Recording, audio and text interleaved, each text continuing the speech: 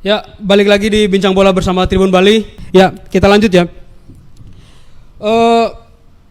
Liga 1 yang akan bergulir nanti tentunya dengan berbagai regulasi yang sudah disiapkan oleh PSSI walaupun belum pasti ya kita tahu.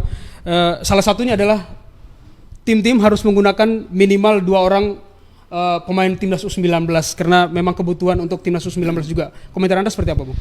Ya, salah satu regulasi dari PSSI dan PT LIB ini itu penggunaan pemain timnas pemain U19 dan atau U20 ya. Karena memang PSSI mengagendakan kompetisi ini untuk persiapan Piala Asia U19 tahun 2019, kemudian Piala Dunia U20 tahun 2021. Jadi targetnya adalah untuk membentuk timnas untuk dipersiapkan Piala Dunia itu. Makanya ada regulasi baru dalam lanjutan kompetisi nanti ini yang dimulai dari pekan keempat dan dipastikan akan memakai sistem home and away, kandang dan tandang, tetap memakai sistem tandang dan kandang, bukan home tournament. Jadi meskipun kita Bali United misalnya bermarkas di Sultan Agung, tapi tetap memakai sistem home and away, jadi kandang dan tandang. Tetap dimulai dari pekan keempat. Mungkin jadwalnya nanti akan diperpendek, akan dipersingkat. Kenapa dipilih di Jawa? Salah satunya karena transportasi lebih mudah, mobilitasnya lebih gampang, memakai bus, tidak perlu udara. Nah, kemudian terkait regulasi U19 ini diwajibkan 2 pemain U19 atau U20 yang tampil di setiap laga. Nah, tentu ini keuntungan bagi pemain-pemain muda ya. Dan Bali United yang sudah punya banyak pemain muda tentu tidak masalah bagi saya. Bukan sebuah masalah bagi Bali United untuk memainkan pemain-pemain muda ini. Tentu ini menjadi kesempatan bagi Kadek Dimas, kemudian ada Komang Triwiguna, kemudian ada Irfan Jauhari. Tentu ini menjadi kesempatan dia untuk memperlihatkan kualitas dia. Mungkin juga nanti Nyoman Paul Auro ya. Jika jadi dipinjam oleh Bali United untuk bisa dimaksimalkan di kompetisi nanti untuk memenuhi kuota pemain 19 ini. Dan mungkin saat ini Paul Auro sudah di Bali atau minggu depan dia baru dijadwalkan akan ke Bali, dan dia akan sudah menghubungi Made Pasek, sudah akan berlatih dengan tim Bali United U19. Ya, artinya dengan adanya regulasi ini tentunya menguntungkan tim pemain-pemain muda, Bung ya. Ya, memang inilah kesempatan bagi pemain-pemain muda untuk memperlihatkan kualitas dia. Pada musim 2017 sebenarnya regulasi seperti ini pernah dijalankan, Bung ya. Ketika itu tim diwajibkan menurunkan 3 pemain U22. Itu untuk persiapan timnas U23 menghadapi Asian Games tahun 2018. Nah, di Bali United sendiri saat itu yang sering diturunkan itu Andika Wijaya di bek kanan, kemudian Ricky Fajrin di bek kiri, Yabes Roni, kemudian ada Miftahul Hamdi. Dan hasilnya memang bagus bagi pemain-pemain muda ini. Itu yang karena dapat banyak kesempatan, Andika sekarang bisa menembus pemain senior. Kemudian Ricky juga tidak tergantikan di bek kiri. Yabes Roni juga sering mendapat kesempatan. Jadi langganan timnas, Bung ya? Ya, akhirnya menjadi langganan timnas senior. Ya, Beli Putu sendiri melihat ini seperti apa nih? Ada regulasi bahwa setiap tim harus memainkan pemain U19. Baik, terima kasih. Jadi kesempatan bagus sekali ya sebenarnya.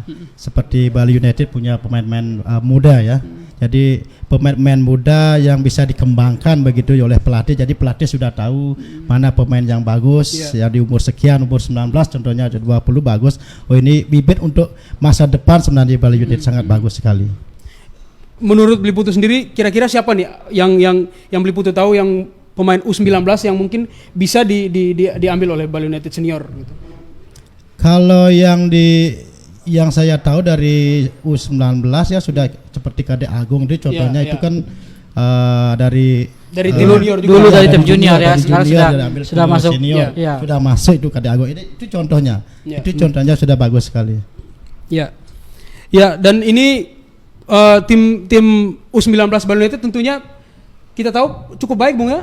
Ya, kemarin peringkat keempat ya. Artinya Bali United memang memiliki tingkat umur kompetisi tingkat umur ini sangat baik ya.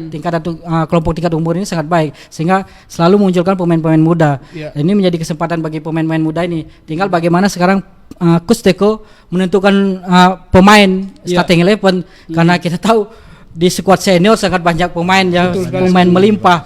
Bahkan di semua posisi ada nih pelapisnya. Kita bisa membentuk 2 tim di tim senior ya. Ini itu kan membuat pusing juga Coach Teko di satu sisi bisa membawa dampak positif bagi pemain muda kita, tapi di satu sisi tentu akan membuat pekerjaan rumah bagi Coach Teko karena dia harus mengutak-atik tim lagi untuk memenuhi kuota 2 pemain 19 ini masuk tim utama. Termasuk di tim senior juga persaingan sangat ketat. Iya. Jadi kayak di bek kanan Andika, ada siapa namanya?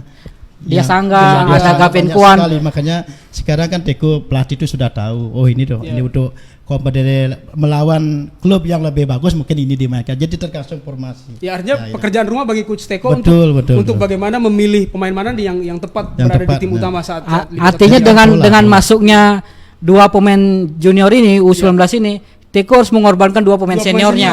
Nah, ini yang menjadi pekerjaan bagi Teko.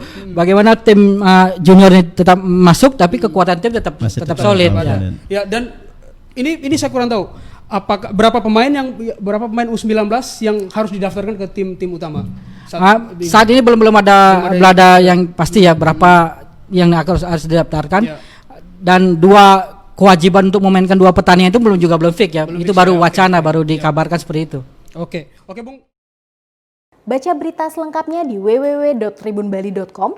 Baca juga koran Tribun Bali dan jangan lupa follow, like, komen dan share Facebook, Instagram dan YouTube Tribun Bali.